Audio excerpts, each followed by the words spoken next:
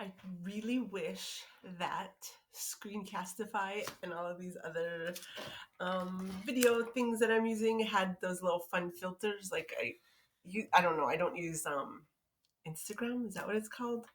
Yeah, I think, right? Instagram. Snapchat. That's the one I'm looking for. Don't they have all those fun filters when I talk to my nieces um, on Facebook, like the FaceTime thing? They have all the little filters too that are really fun. And my mom's birthday was on March 28th, and I called her on her birthday because we couldn't be together, obviously. But she had never used one before, and she just laughed and laughed, and she could not figure it out. It took her like an hour, like how to figure out how to put the filters on for her. It was really funny. But I get sick of seeing myself on these videos. I wish that there was some sort of fun filter that I could put on. But anyway, happy Thursday. We got to week 39, the end of week 39 on house arrest today. I won't spoil it, but the the end of this section really shocked me. I couldn't believe I did not see this ending coming, and it throws a whole new twist and a whole new wrench in Timothy's life. So I can't wait to talk to you about it tomorrow. Tomorrow we'll have another Google Meet. I'll post the link in Google Classroom, and we'll go from there. But today's lesson, after you're finished reading, I have some journal prompts for you. So if you look at Thursday's agenda, you'll be doing your reading parts 17 and 18, right? And then you're going to complete some of these journal prompts that are here all the way at the bottom. I wrote them in my own journal here as I was reading, and I took a picture and I posted them down for you at the bottom of this page. So in your journal, you can either do it in a journal that you have at home. If anybody wants a journal, I like my journal. If anybody wants to journal, we're going to be having a school supply pickup coming up soon. So those of you who need some school supplies, we'll be having a pickup, same as when those of you who've been picking up lunches from ICS, we're going to have some school supplies available during and I'm pretty sure the same locations where you pick up your lunches. So if anybody needs a journal, please let me know. I'll put it on the supply list and you can pick up one. So for your writing today, you can either do it in your journal. You know, Mrs. Ash likes all her pens, and I like to handwrite. But some of you might like to just type it, and that's fine too. Do it in a Google Doc. Either way, if you write it, just take a screenshot of it and share it with me. If you type it on your Chromebook, then you can just email or share the document with me. But your prompts for today are so just choose one of them. Write about a time you were grounded. Are you brave enough to share in all the juicy details?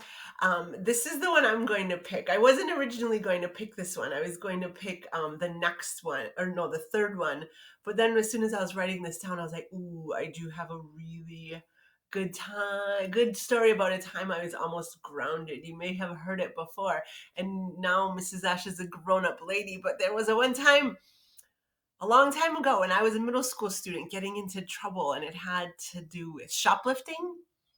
It had to do with a ride home in the police car, and it especially has to do with lessons learned the hard way. So I think that's the prompt I'm going to pick. So the second one, write about a time you were worried about someone or something. In the story, Timothy is so worried about his brother all the time. He's so worried about Levi, but he's not only just worried about Levi, he's really worried about his mom. His mom is so stressed out. And sometimes Timothy adds to that stress for his mom. So we've all have been worried about someone or somebody in our lives. So maybe you want to get that off your chest and write about a time you were worried about someone. The third one, write about a time when you got in trouble for doing something good, or at least had good intentions. So Timothy finds himself in big trouble on house arrest because he did something bad, but he had really good intentions. This is the one I was originally going to write about. And I wasn't necessarily going to write about myself. I was going to write about one of my former students. I don't know if any of you remember Elijah Diaz. He graduated last year. He's a freshman at Pius right now. But when he was in 5th grade, there was a day in class where he had his shoes off, and I'm like, Elijah, why do you have your shoes off? Put your shoes back on.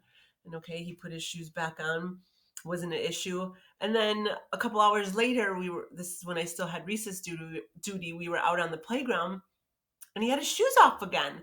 And I said, Elijah, put your shoes on. You can't run around the playground without any shoes on. So then he kind of just like, okay, gave me a real sad look. And then I saw him walk over to the side of the playground and just kind of sit down. He put his shoes on, and I noticed like he was looking really sad. So I went over to Elijah. I'm like, Elijah, how come you can't just go play on the playground with your shoes on? And he said, well, I can't keep my shoes on because I gave my friend William my shoelaces because he didn't have a belt and his pants kept falling down, and now my shoes won't stay on, and I don't want William to miss his recess.